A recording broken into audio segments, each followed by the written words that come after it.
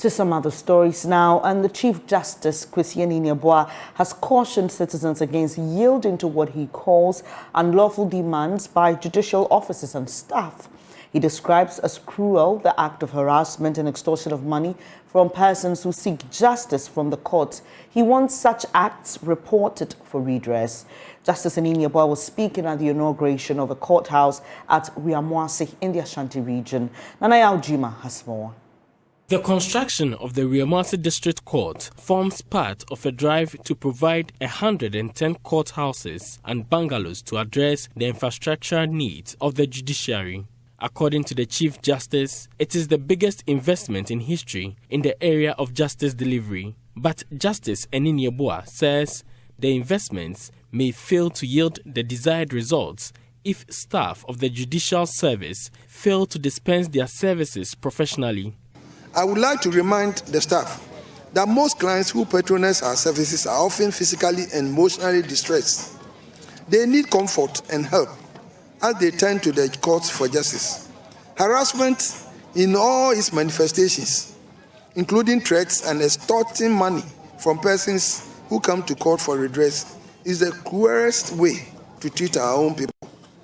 I urge the public to stand firm and refuse to give in to the unlawful demands of judicial officers and staff. Do not be afraid to report such people for appropriate disciplinary action to be taken against them. I can assure you that the Judicial Council will not shield any judicial officer or staff found to have been guilty of misconduct.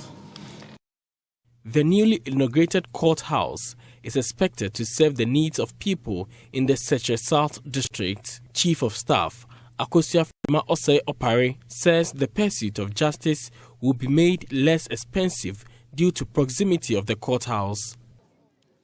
Permit me to highlight the need for the Legal Aid Commission, which has the mandate of rendering free legal services to citizens, to spread its arm to communities such as this.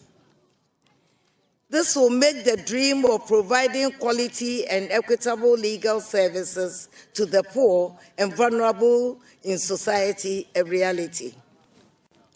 I also appeal to the judiciary to deal with all cases expeditiously to ensure timely delivery of justice. Meanwhile, Ashanti Regional Minister Simon Osei-Mensah has lauded the new courthouses inaugurated across the Ashanti region.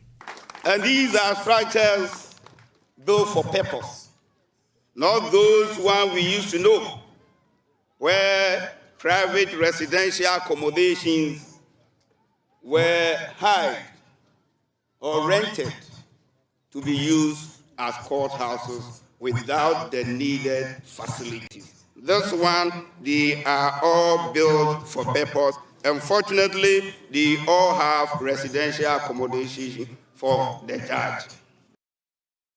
For JoyNews, Nanaya Ojima, Kumasi. Now, the next story you're about to see is one of uncertainty among staff of Ghana's biggest indigenous cocoa buying company, the PBC, as it continues to post huge revenue losses. According to its audited reports for 2020, the company lost 1.9 billion cedis in a period of 4 years. In our latest hotline documentary, PBC Troubles, our investigative desk explores what may be accounting for the steep decline in the company's market share from 30.88% in 2016 to 8% in 2021. In August 2022, a circular copied all staff indicated that payment of salaries would delay due to the current financial challenges facing the company. When we spoke to the staff who pleaded anonymity in November 2022, he told JoyNews their salaries delayed for 3 months last year. It was not only difficult for many to fend for themselves, but their families as well. Staff salary, they were owing us 3 months, but currently they've paid the 3 months, but as we speak, we don't know when our next salary payment is coming, and we have no idea. He said it was now difficult for staff to access welfare loans from the company, which wasn't the norm in recent past. Okay, the welfare fund is a revolving fund.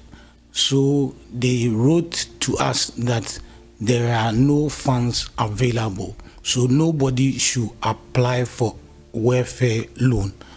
But with regards to the tier 3, we have paid, it is our money, and we have contributed. And it is 10 years now.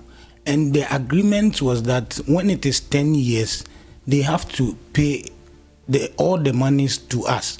But it is 10 years now, and they are refusing to release the funds to us, which is making all the staffs, every staff is agitating. Every staff is agitating about this tier 3. So dire is the financial situation that PBC suspended the intake of national service personnel for the 2022-2023 year. In a circular cited by JoyNews, the Human Resource Manager, William AUC, cited the current financial challenges of the company as the reason. In January 2022, PBC wrote to the Ministry of Employment about its intention to restructure the company, including downsizing its staff. It cited the prevailing financial and operational downturn, making it difficult to pay staff and meet its obligations to stakeholders. It said the staff who will be affected by the downsizing are those without establishment. Our sources suggest that when COCOBOD secured the cocoa syndicated loan last year, it loaned PBC with an estimated 350 million Ghana cedis. Management used 50 million cedis to cover staff remuneration and other administrative expenses. The national projection PBC set for itself for the 2022-2023 main crop season was to purchase 170,000 tons of cocoa. But with the limited funds in PBC's account, this target remains a pipe dream and leaves staff in another boat of uncertainty on what fate hangs on the survival of PBC and possible payment of their remuneration. About 4 years in me, baby, shares no market share no former echo, a former echo. Because woman, you woman, so woman, you want appointees, government appointees, ne do woman. It will go wow, back who call them to Manukra, we knew more in one see another transfer year. The market share no the company, but woman to me can and Okreno and pieces na you know we are man ayan so no ye farmers in tie kurase and you farmers in situation ke dru bre bi ya na ye boa wo company investor ma see am farmers ye tibi ko pelo ni ya hu sa ho chire bi mu no ati see ye boa farmers ne kakra won te so o mati koko no October no o mo twia e bi dia kura tibi ko ba 1 year na farmers de akrache for ne ka enso company ni mo hwe wo mo investor sika ni to go kura womunya bima ebede na obenya bidia abobosi etiye no obra ye woma company no yetimu wise anya no bi na mpanimfo no e woma company no osoro ho omu de omu da se omu sika na omu di na ne. Details of our latest hotline documentary PBC Troubles airs at 8:30 a.m. on Monday on the Super Morning Show and much later on JoyNews Prime on the same day. Details of our next story may be disturbing to some of you. Viewer discretion is advised.